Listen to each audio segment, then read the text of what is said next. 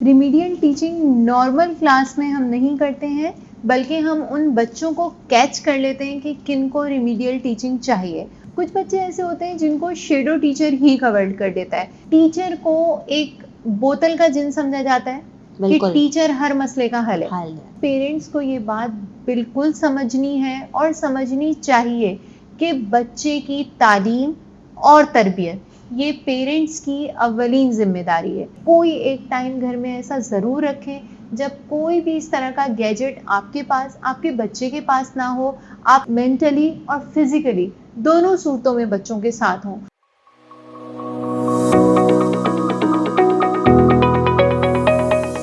मेरा आपसे सवाल यह है कि रिमीडियल टीचिंग क्लास में कैसे ऑर्गेनाइज की जा सकती है और उसका मकसद कैसे पूरा होगा? जी, देखिए, रिमीडियल टीचिंग जो है उसके लिए सबसे पहले तो हमें जो है वो उन बच्चों की ज़रूरत होती है, ज़ाहिर है, जिनको रिमीडियल की ज़रूरत है। रिमीडियल टीचिंग नॉर्मल क्लास में हम नहीं करते हैं, बल्कि हम उन बच्चों को कैच कर लेते हैं कि किन को रिमीडियल टीचिंग चाहिए। अब वो रिमीडियल टीचिंग उनको कितने आवर्स के लिए चाहिए, वीक में कुछ दिन चाहिए या रोज़ आना चाहिए, ये हम उनकी जो प्रॉब्लम्स होती हैं उसको देखते हुए सजेस्ट करते हैं। कुछ बच्चे ऐसे होते हैं जिनको शेडो टीचर ही कवर कर देता है। शेडो टीचर के बारे में अगर मैं आपको बताऊं तो शेडो टीचर रिमीडियल थेरेपिस्ट ही होता है, जो कि उसकी एजुकेशनल डिफ़िकल्टीज़ को जो है वो फुलफ़िल करता है, लेकिन वो एक शेडो की तरह उसके साथ रहता है। यानी कि वो खुद से उसको बताता है और बच्चे को फिर खुद ही करना होता है। तो शेडो टीचर क्लास में बच्चे के साथ होता है, दूसरे बच्चों की ही तरह बच्चे के साथ बैठता है, और फिर क्लास जो नॉर्मल बच्चों की एक्सक्लूसिव क्लास होती है उसमें ही बच्चा अपनी डिफ़िकल्टीज़ को रिमीडियल शेडो टीचर की हेल्प से रिजॉल्व कर लेता है और वो नॉर्मल बच्चों के ही सतह पर आ जाता है। कुछ बच्चे ऐसे होते हैं जिनको एक सब्जेक्ट से ज़्यादा सब्जेक्ट में डिफ़िकल्टीज़ होती हैं, एक डिफ़िकल्टी से ज़्यादा डिफ़िकल्टीज़ होती हैं, उसको राइटिंग में भी प्रॉब्लम आ रही है, उसको लर्निंग में भी प्रॉब्लम आ रही है, उसको बोर्ड से जो है वो तमाम तर चीज़ों को समझने में मुश्किल पेश आ रही है। तो इस सूरत हाल में फिर स्कूल से हटकर उस बच्चे को स्मॉल ग्रुप ट्यूशन में या फिर इंडिविजुअल तरीक़ाकार से टाइम दिया जाता है। उसकी तमाम तर डिफ़िकल्टीज़ को जो है वो प्रॉपर वर्किंग के साथ, प्रॉपर करिकुलम के साथ जो है वो हल किया जाता है और फिर वो प्रॉब्लम्स उसकी सॉर्ट आउट हो जाती हैं। अच्छा, इसी के साथ मेरा एक सवाल आपसे ये भी है कि आपने जो है वो जैसे पेरेंट्स को आजकल अपने बच्चों के अंदर कोई डिसेबिलिटी अगर देखनी है तो वो उसको जज नहीं कर पा रहे होते हैं और वो समझते हैं कि हम स्कूल भेज देंगे तो वो इस प्रॉब्लम का सलूशन मिल जाएगा उनके स्कूल। बट स्कूल में जो टीचर्स होती हैं वो उसको बहुत मुश्किल से प्रॉब्लम को मतलब देख रही होती हैं कि किस तरीके से उसका सलूशन निकलेगा, और ये चीज़ पेरेंट्स नहीं समझ पा रहे होते। तो आप ऐसे पेरेंट्स को क्या मैसेज प्रोवाइड करेंगी कि उनको क्या डिफरेंशिएट देखना चाहिए जिसके बाद वो डिसाइड कर सकें कि हाँ किसी बच्चे के अंदर डिसेबिलिटी है भी या नहीं है? जी, बिल्कुल। एक तो देखिए, सबसे पहली बात तो ये कि हर बच्चा दूसरे बच्चे से मुख्तलिफ होता है। हमारे हाथ में ये आप 5 फिंगर्स देख रही हैं। तमाम उँगलियों की जिसामत, हाइट, लेंथ, ये सब कुछ दूसरी फिंगर से डिफरेंट है। तो एक घर में अगर 3 बहन-भाई हैं, 4 बहन-भाई हैं, वो एक दूसरे से डिफरेंट हैं, आदत में भी, फिज़िकली भी, मेंटली भी। तो फिर आप ये कैसे कह सकते हैं कि एक क्लास में अगर 30 बच्चे हैं जो कि 30 अलग-अलग घरानों से आ रहे हैं, वो एक जैसे होंगे, उनकी अक़ल एक जैसी होगी, उनकी समझने की, लिखने की, बोलने की सलाहियत एक जैसी होगी? ऐसा बिल्कुल नहीं है, ठीक है? दूसरी बात ये कि मैं ये देखती हूँ आम तौर पे टीचिंग फील्ड में कि टीचर को एक बोतल का जिन समझा जाता है कि टीचर हर मसले का हल है। सही है। बच्चा टीचर के पास होता है 5 घंटे, 6 घंटे, ठीक है? और वो भी इंडिविजुअल नहीं होता।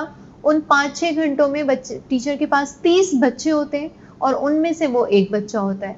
पेरेंट्स के पास वही एक बच्चा बाकी 15 घंटे, 16 घंटे होता है और अकेला होता है। तो पेरेंट्स को ये बात बिल्कुल समझनी है और समझनी चाहिए कि बच्चे की तालीम और तरबियत ये पेरेंट्स की अव्वलीन ज़िम्मेदारी है। आप टीचर के पास उसको भेज रहे हैं, आप स्कूल में उसको भेज रहे हैं, वो उसको काम करवा सकती है, वो उसको काम सिखा सकती है।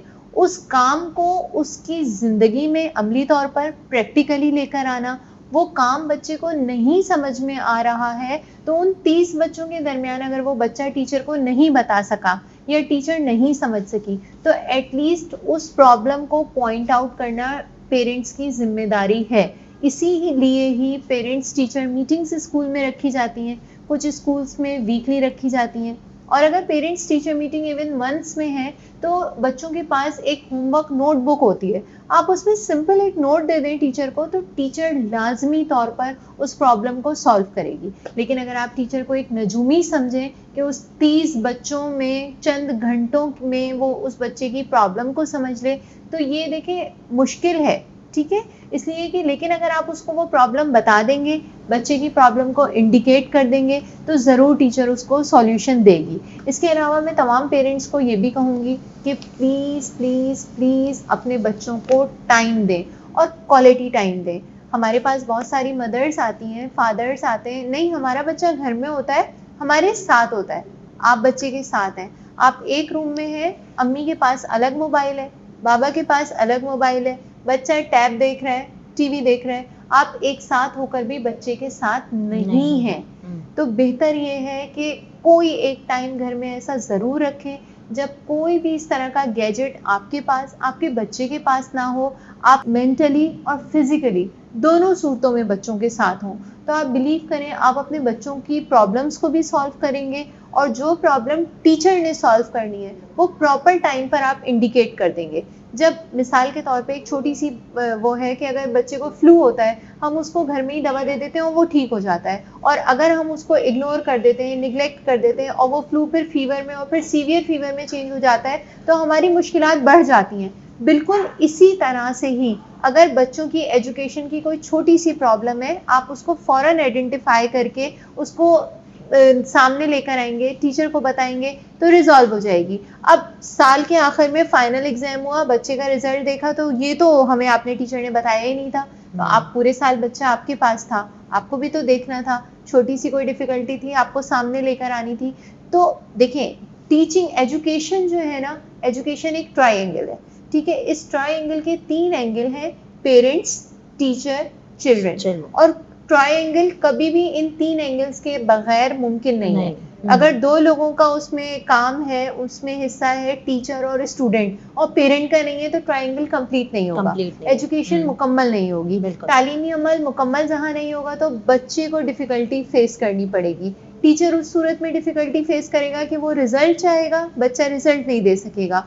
पेरेंट्स रिजल्ट चाहेंगे, ना टीचर अपना बेस्ट दे सकेगी, ना बच्चा दे सकेगा। लेकिन अगर तीनों एंगल्स अपनी जगह पर प्रॉपर वर्किंग कर रहे होंगे, बच्चे को क्वालिटी टाइम दे रहे होंगे, तो एक हेल्दी मुआशरा बन सकता है, एक हेल्दी सोसाइटी बन सकती है और तमाम तर डिफिकल्टीज दूर हो सकती हैं। इसी के साथ मेरा आपसे एक सवाल और है